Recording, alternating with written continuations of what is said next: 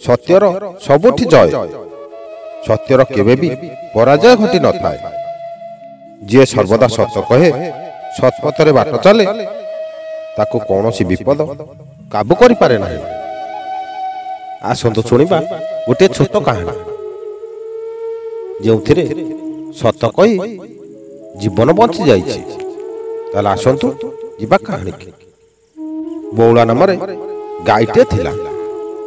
प्रतिदिन से बण को चरिबा को जाए।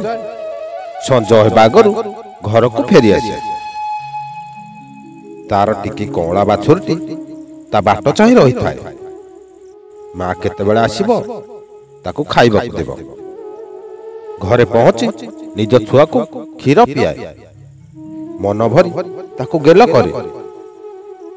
ता देह चाटी पकाए।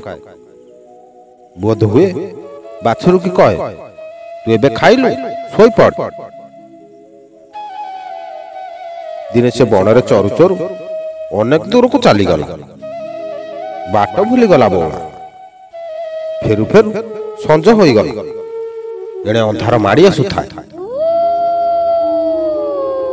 गछ उआड़े थाई बाघटिए बौला को देखिला। जहा हाउ खाद्यटा आपे आपे आसी मिली गला। आज दिन जाक किछि खाई ना याकू मारी पेट भरी खाई। यह भाभी एका डियांक जाई बौला आगर ठिया होला। बौला आगर ठिया होई गर्जन करबा को लागिला।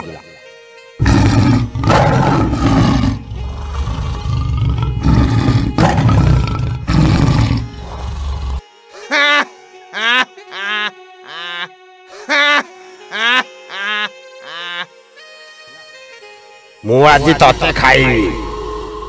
मु आज तते जमारू छाड़ीबी नाही। या सुनी बौला कांदिबा को लागिला। बौला कांदी कांदी नेहुरा होई बाघ को कहला ए बाघ भाई तुमे मते दया कर। मोर एडे टिके कोला बाछुरटी अछि। सकाळ पहर क्षीर न पी डहळ विकळ हेउथिबो। मते अपेक्षा कर मो बाट को चाहि बसिथिबो। तुमे मते छाड़ी दियो बाघ भाई।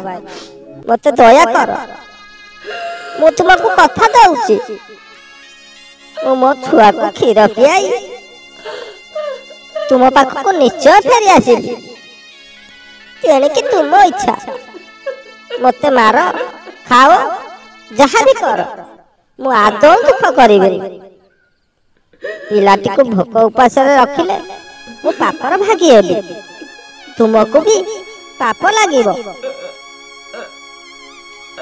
बाघ कहला छाड़ छाड़ तू आउ एते बहाना मार। सकाळ थारु मु भी किछि खाइनी। तू मांस खाइले जाई मो पेट पुरिबो आउ मते टिके शांति मिलेबो। भोक बेले पाप कौन पुण्य कौन से कथा पचारे कि यह कही गर्जन कला। बौला आहुरी काकुति मिनती होई कांदिबा को लागिला। कहला ए बाघ भाई मते विश्वास कर बाघ भाई। मु तुमको मिछ कहूनी। मो जीवन प्रति मोर आदौ लोभ नाही। मु तो दिने ना दिने मरी थांती नहले आज तम हाथ मरिबी। एथिपाई दुख करिबी काई। से कलिया पिला बकटे पाई मोर एते चिंता। थरक पाई मते विश्वास कर बाघ भाई। मु ताको क्षीर पियाई निश्चित फेरी आसीबी। नहले तमे जानिबो जे ए दुनिया रे सत्य बोली किछि नाही। समस्ते मिछारे खाली पहरुचंती। बाघ कहला तू सत कहूचु तू फेरिबु तो। मु त्रिबार सत्य करी कहूची बाघ भाई मु निश्चय फेरिबी। हौ बेस ठीक अछि जा जल्दी पिला को क्षीर दे आसीबो। ମୁଁ ଏଇଠି ତତେ ଅପେକ୍ଷା କରି ବସିଲି। ବାଘଟାରୁ ତରତର ହୋଇ ବଉଳା ଘରକୁ ଫେରିଲା।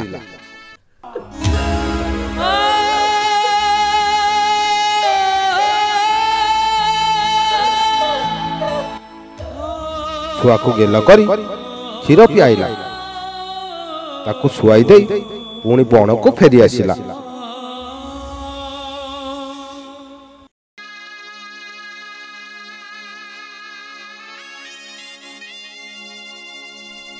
ବଉଳା ବାଘକୁ କହିଲା, ବାଘ ଭାଇ ଏବେ ମତେ ଖାଅ। ମୁଁ ମୋ ସତ୍ୟ ରକ୍ଷା କରି ତୁମ ପାଖକୁ ଫେରି ଆସିଛି। ନିଅ ବାଘ ଭାଇ, ମତେ ଖାଇ ତୁମ ଭୋକ ମେଣ୍ଟାଅ। ଖାଉ ମତେ, ଖାଇଦିଅ ମତେ, ଖାଇଦିଅ, ଖାଇଦିଅ ବାଘ ଭାଇ, ଖାଇଦିଅ। ବାଘ ବଉଳାକୁ ଦେଖି ତା ହୃଦୟ ତରଳି ଗଲା।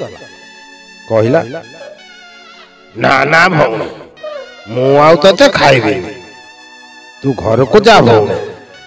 ତୁ ଛୁଆ ତୋରେ କାନ୍ଦୁଥିବ। ତୁ ତୋର ସତ୍ୟ ରକ୍ଷା କରି ଏଠାକୁ ଆସିଲୁ। ତୁ ଚାହିଁଥିଲେ ତୁ ତ କଥା ନ ରଖି ପାରିଥାନ୍ତୁ।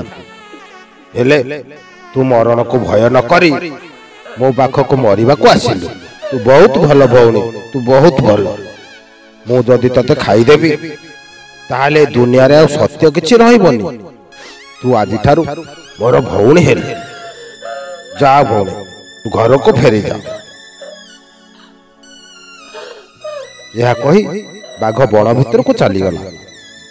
ବଉଳା ମନ ଖୁସିରେ ଘରକୁ ଫେରିଲା। ସତ ହିଁ ତାର ଜୀବନ ରଖିଲା। ଏଣୁ କୁହାଯାଇଛି, କହିବ ସଦା ସତ୍ୟବାଣୀ, ମିଥ୍ୟାକୁ ପାପ ବୋଲି ଜାଣି। ବନ୍ଧୁ, ଆଜିର ଭିଡ଼ିଓଟି କେମିତି ଲାଗିଲା କମେଣ୍ଟ ମାଧ୍ୟମରେ ଜଣାଇବାକୁ ଅନୁରୋଧ। ଏମିତି କିମ୍ବଦନ୍ତୀ କାହାଣୀ, ନୀତିଶିକ୍ଷା କାହାଣୀ ଗୁଡ଼ିକ ଶୁଣିବା ପାଇଁ ଚ୍ୟାନେଲକୁ ସବସ୍କ୍ରାଇବ୍ କରନ୍ତୁ। ଜୟ ଜଗନ୍ନାଥ, ନମସ୍କାର।